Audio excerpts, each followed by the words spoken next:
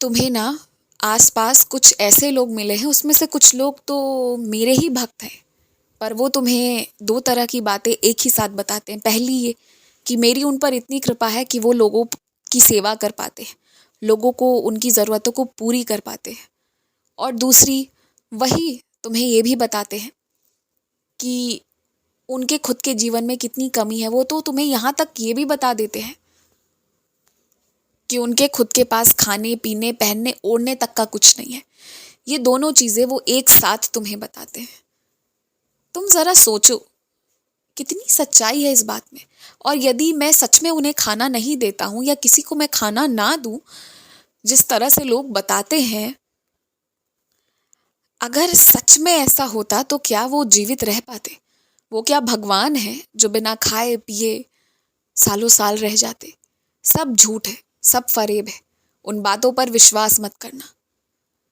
मैंने इतना सबको दिया है कि वो अपनी ज़रूरतें पूरी कर सके, पर जब बात लालच की आ जाती है ना, तो फिर वो सोचते हैं कि कैसे वो मेरे सीधे साधे बच्चों के मन पर अपनी बातें रखकर अपनी लालच को पूरी करवाए। और मुझे तो तुमसे बहुत सेवा लेना है, बहुत लोगों तक पहुंचाना है। तो इसलिए मैं तुम्हारी शक्ति, तुम्हारी सेवा को व्यर्थ नहीं जाने दे सकता।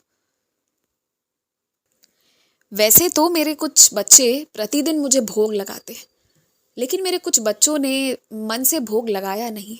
ऐसा मुझे लग रहा है कि बस एक नियम बांध लिया है, उसे पूरा कर रहे थे। तो जब तुम मन से प्रेम से भोग लगाओगे नहीं तो वो स्वाद आता नहीं, और फिर उसे ग्रहण करने में आनंद नहीं आता। तो मैं चाहता हूँ कि यदि तुम भोग लगा रहे हो तो प्रेम से लगाओ, मन से लगाओ, वरना रहने दो। खाना तो मैं ही तुम्हें दे रहा हूँ, तो तुम मुझे ना भी दोगे तो भी चलेगा। मुझे कोई खाना, कोई सामग्री थोड़ी, तुम्हारी भक्ति, तुम्हारा प्रेम चाहिए था। वो नहीं है तो फिर और कुछ नहीं। अपनी आदत में सुधार करो। तुमने कुछ बाहर के लोगों के सामने अपने ज़रूरी सामान को, अपने पैसों को निकाला था, और उन्होंने बहुत ध्यान दिया है कि तुम चीज़ों को कहाँ पर रखते हो। वैसे तो मेरी मर्ज़ी के बिना कोई कुछ ले नहीं जा सकता, और मेरी मर्ज़ी होगी तो जिसको जितना ले जाना होगा वो ले जाएगा। दोनों बातें हैं। पर मैं रक्षा कर रहा हूँ, तुम अपने मन में कोई शक मत रखना। लेकिन थोड़ा अपनी आदत में सुधार लाओ। बाहरी लोगों को अपने घर के तौर तरीके से वाकिफ़ मत होने दो। मैं सावधान करना चाह रहा हूँ तुम्हें। तुम्हारा मन बहुत कोमल है, तुम्हारे हृदय में बहुत प्रेम है, और पूरी ज़िंदगी ऐसे ही रखना। अपने हृदय को खराब मत होने देना, क्योंकि तुम्हारे हृदय में मैं वास करता हूँ, बिल्कुल वास करता हूँ। तुम्हें पता है क्या कि जो लोग तुम्हें पसंद नहीं करते हैं या जो तुमसे नफरत भी करते हैं, फिर भी वो चाहते हैं कि उनके काम तुम करके लाओ। क्योंकि जब तुम उनकी सेवा करते हो ना, तो उनका काम बहुत अच्छा हो जाता है, वो त्योहार में परिवर्तित हो जाता है, खुशियाँ आ जाती हैं, क्योंकि तुम अच्छी नीयत से करते हो। तो ये खासियत है तुम्हारी। लेकिन अपने घर के तौर तरीके, सामान को कैसे कहाँ रखते हो, इन चीज़ों पर थोड़ी सी कड़ी नज़र रखो, और हर इंसान को ये सब बताना सही नहीं है। तुम इस बात की चिंता मत करो कि प्रसाद किसे पहुँचेगा और किसे नहीं। मेरे सारे बच्चों को मैं प्रसाद पहुँचाता हूँ।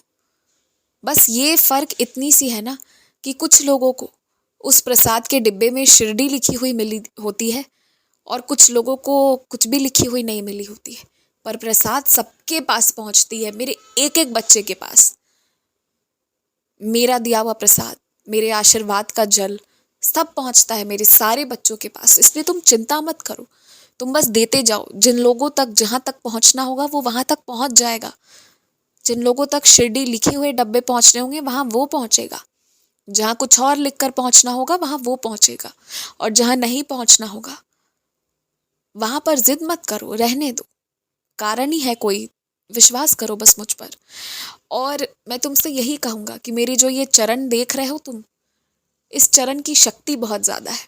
जो सच्चे मन से इस चरण पर अपना सर रख दे, जो सच्चे मन से एक आंसू भी इस चरण को चढ़ा देना, तो ये चरण पिघल जाता है उन बच्चों के लिए। और यही चरण जब मेरे उन्हीं बच्चों को कोई परेशान करे ना, तो फिर शैतान लोगों के लिए घातक भी बन जाता है। इस चरण की शक्ति को तुम अभी समझ ही नहीं पाते, लेकिन इतना ज़रूर समझो कि मेरे मंदिर आते हो ना, मेरी चरण पादुका पर अपने सर ज़रूर रखो, उसे प्रणाम करो और मेरे चरण पर सब कुछ छोड़ दो। हाँ भी मेरा, ना भी मेरा, जीत में भी मैं, हार में भी मैं, इधर भी मेरी मर्जी, उधर भी मेरी मर्जी। बस ये मानकर सब छोड़ दो, सब ठीक हो जाएगा। तुम कोशिश करोगे कि परिवार को एक साथ ले आए, सब कुछ अच्छा कर दे, तो शायद वो ना भी हो पाए। पर अगर हर हाल में, हर परिस्थिति को स्वीकार करके मेरी चरणों पर छोड़ दिया ना, तो तुम्हें जो परिवार दूंगा ना, उसमें सिर्फ खुशियां और खुशियां ही रहेंगी। कुछ चीज़ें किस्मत से मिलती हैं और कुछ चीज़ें कर्मों से और कुछ चीज़ें गुरु कृपा से। जो तुम्हें गुरु कृपा से मिलने जा रही हैं, अभी तक तो तुम्हें असली चीज़ें जो मेरी कृपा से मिलने वाली है वो अभी मिली ही कहाँ है। अब जो मिलने जा रही है ना, वो अलग होंगी। मुझे पता है कभी कभी तुम्हें विश्वास नहीं होता, क्योंकि कई बार मैंने ऐसी बात कही है, पर कई बार कृपा धीरे धीरे करके तुम्हारे पास पहुंचाई गई है, वरना तुम बहुत सी अपनी ज़िंदगी की ज़रूरत की चीज़ों को खो बैठते। पर उन सारी चीज़ों को तुम तक पहुंचाकर अच्छे से सुरक्षित रखा गया है। और ठीक उसी तरह इस बार बहुत बड़ी गुरु कृपा तुम पर होने जा रही है, और इतनी सुंदर कृपा होने जा रही है, इतना सुंदर परिवार, इतना सुंदर संसार तुम्हें मिलने जा रहा है ना, कि तुम्हें ज़रूरत नहीं उन लोगों की जो तुम्हें तड़पाते हैं, परेशान करते हैं। बस तुम खुश रहो, मुस्कुराते रहो, आगे बढ़ते रहो, हर दिन आगे बढ़ने की कोशिश करो और इस धरती को सुंदर बनाओ।